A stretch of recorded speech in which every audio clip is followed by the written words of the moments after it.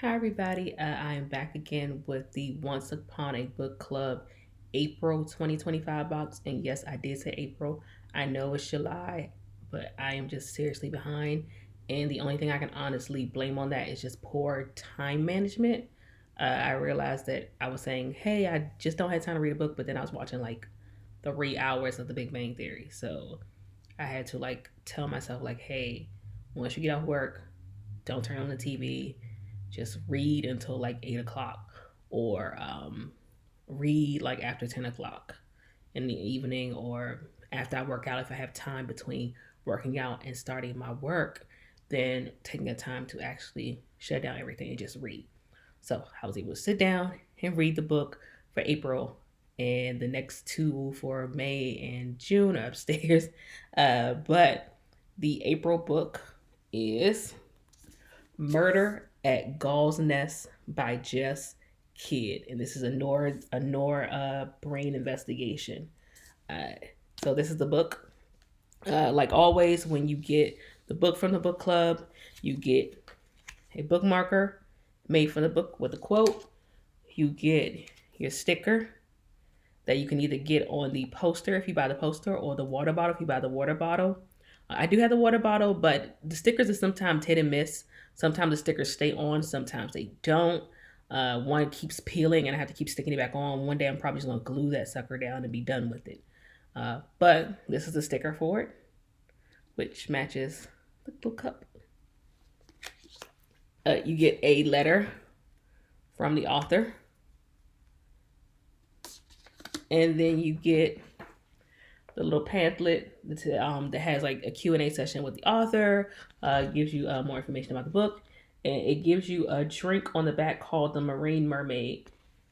So here's a drink. Don't worry about pausing this to get the drink. I will scan it and make it a PDF that you can download into your local machine and print it off there. But that is the recipe for it. And I will also, they have a link to the recipe. I will also put the link on here for it.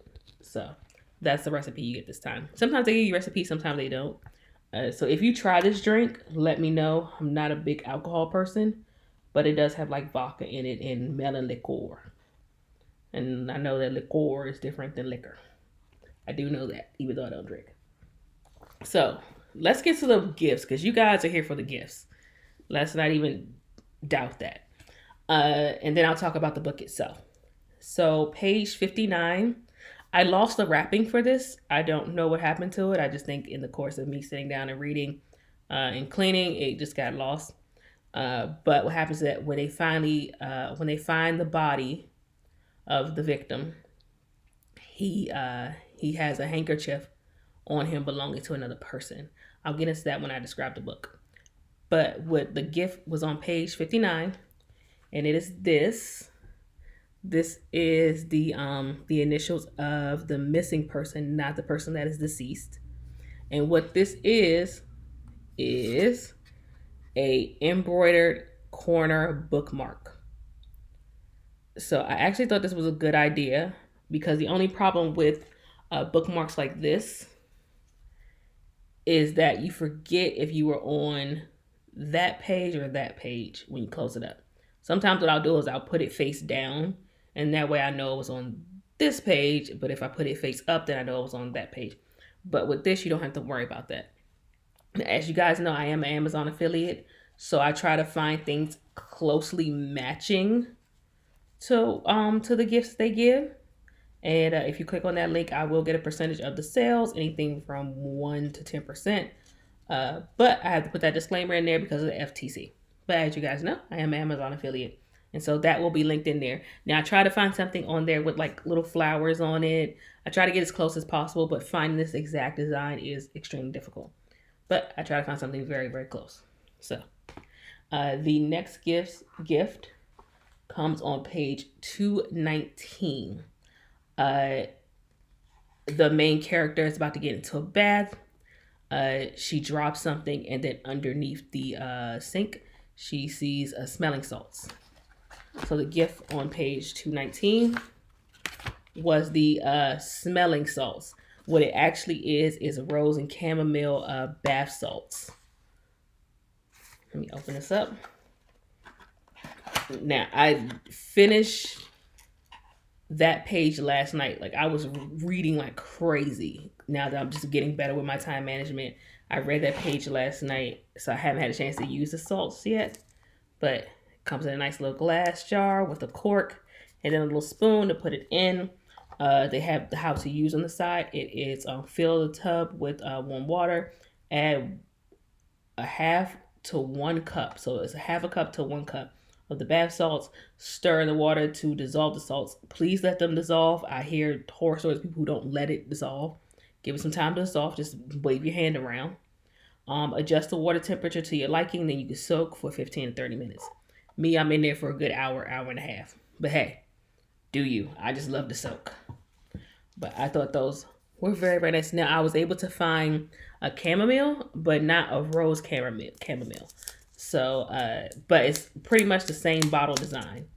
So if you can forgive me for that, I tried. I really did actually try. If you can find it, please link it below. But I just couldn't.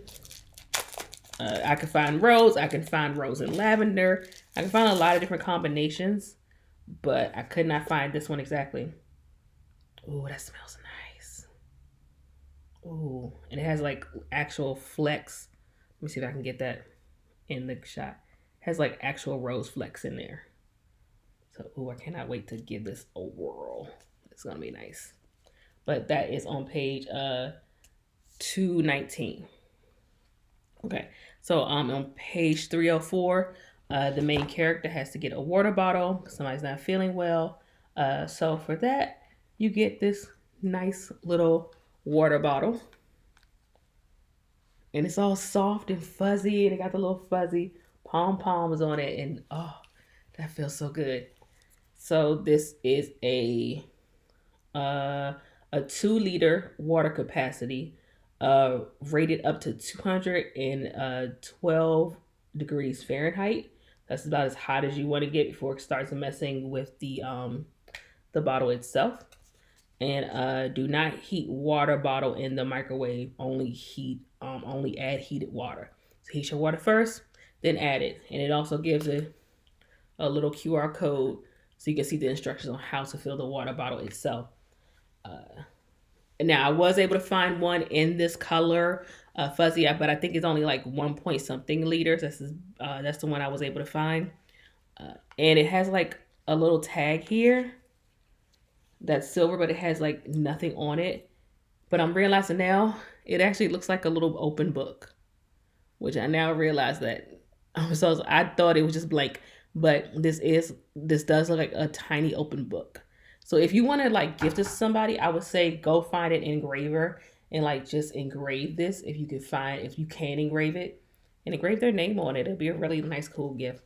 But I never had a water bottle before, but I remember my grandma having one as a kid, and when I would feel bad, she would like let me use it. But it was like the old fashioned red one that was rubber.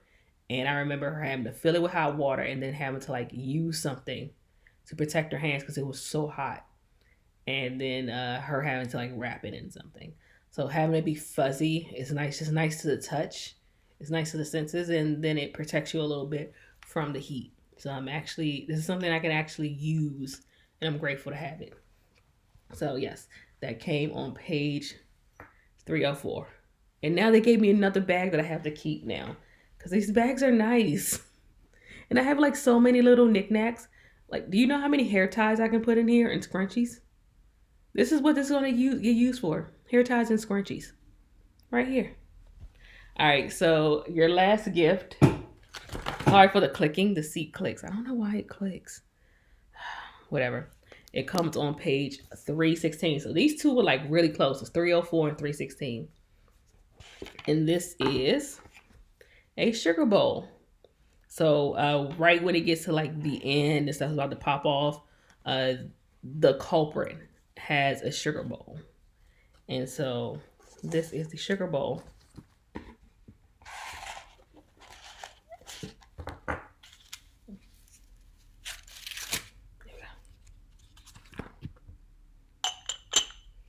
That is the sugar bowl, and I actually love that design, that diamond weave pattern.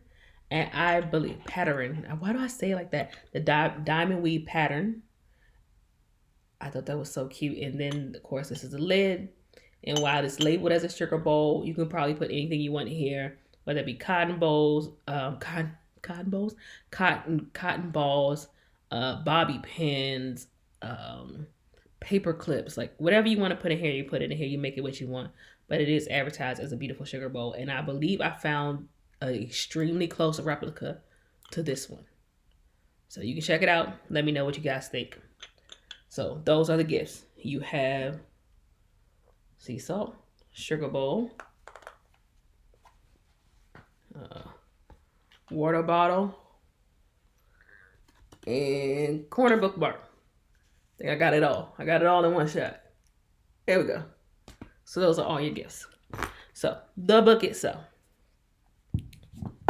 The Murder at Gall's Nest. So to give you a kind of a update on what it's on, as you guys know, I don't do spoilers.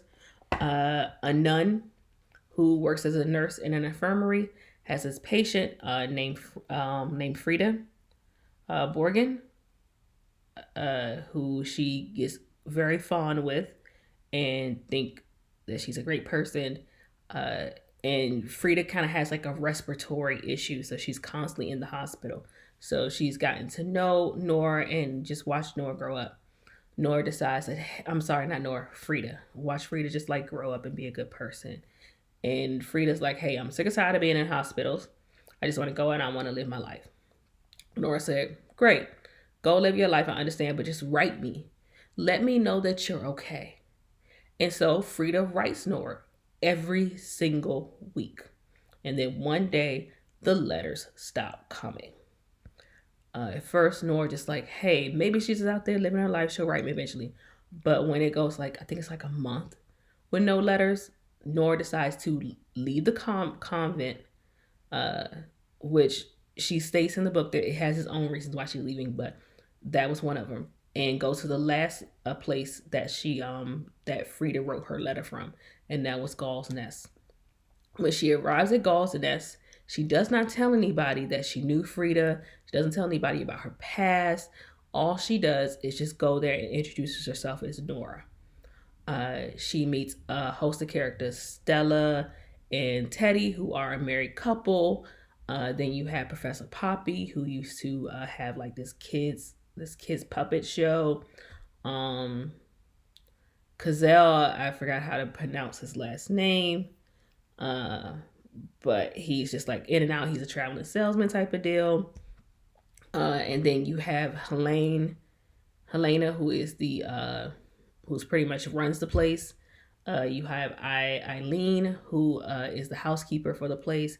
You have Rose, who works when Eileen is off. Irene, I'm sorry, it's probably Irene. I'm messing it all up. I wrote it down in a notebook. The notebook's upstairs, so I'm just shooting off top of the head. So she meets all these people. Within a day, the body of Teddy is found in the shed.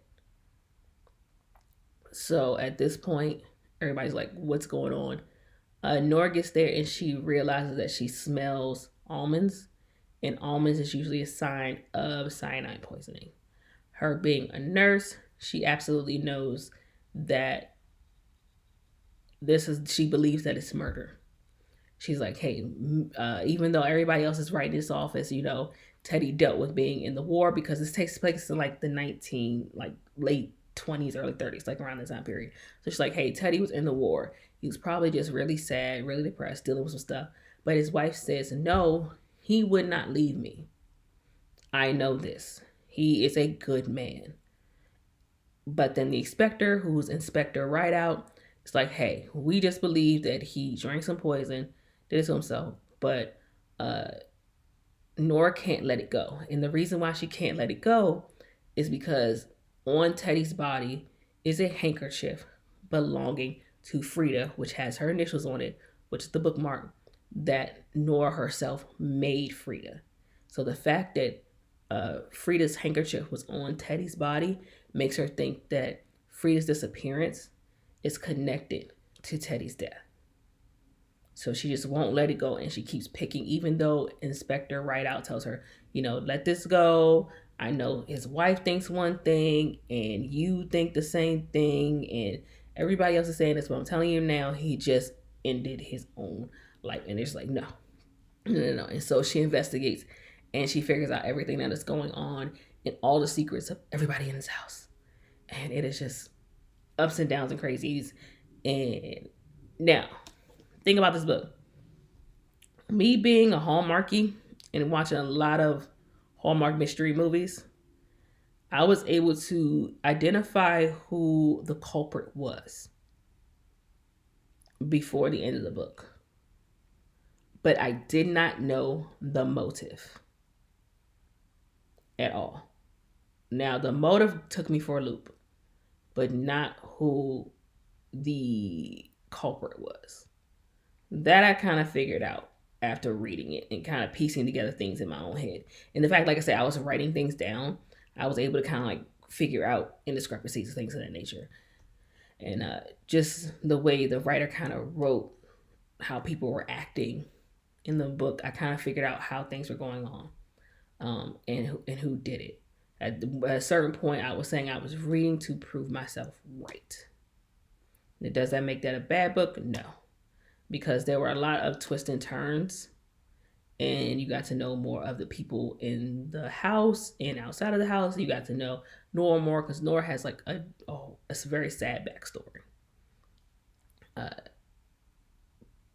With that being said, I would give this book maybe a B minus. No, you know what? I'm sorry, not a B minus, B plus. I'll get a B plus. It was a really good read. The ending kind of took me for a twist when they recap with the killer, like everything that happened, why they did it, how everything kind of came to be. That kind of threw me for a loop. It kind of pulled me into the story more. I do feel like some things just kind of, you could have cut some things out the book, and it still would have been a good book. The point would have still been made. And it was just, like I said, I had to write things down just to kind of remember who all the characters were. Because the writer did that thing that most mystery writers do, is that they pull everybody into one room to introduce all the characters and give you like a snippet of their backstory. It's like, wait a minute, who's who again? And then you have a character named Poppy, who's actually a guy, and I'm used to Poppy being a female name. It's just, I had to like write all this stuff down and like figure out who was who and who was related, and how they connected and what they did, and who liked who. I just had to write it all down because it was just a lot to just like keep in my brain. Especially when you put the book down, you had to pick it up a couple hours later, and some of that stuff you forgot. So I did have to write things down and keep it all straight. However, other than that, I did actually enjoy the book. So yes, I would give it a B plus as the book goes. So there's the book. That's my review. All of your gifts.